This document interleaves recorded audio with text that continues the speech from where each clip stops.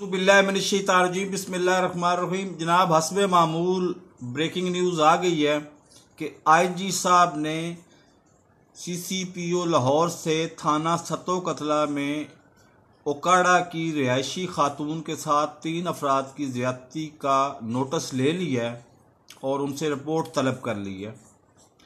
अब बज़ाहिर तो ये बड़ी अच्छी बात है, लेकिन पता नहीं क्या बात है, हम पाकिस्तानियों को रिपोर्ट तलब करने से और इंक्वायरियाँ करने से ना बहुत डर लगता है, क्योंकि इंक्वायरी के मतलब होता है मामला खुडे लाइन।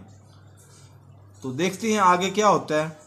बहरहाल अभी IG साहब ने CCPO लाहौर से इंक्वायरी करने का और नोटिस ले लिया IG साहब ने। तो ताज़ा तरीन सूरत हाल जानने के लिए मेरे चैनल को सब्सक्राइब करें, साथ लगे बेल आइकन को दबा के ऑल नोटिफिकेशन को ऑन कर दें, ताकि हर नई आने वाली मेरी चीखों पुकार का आपको नोटिफिकेशन मिलता रहे। अल्लाह हाफिज़।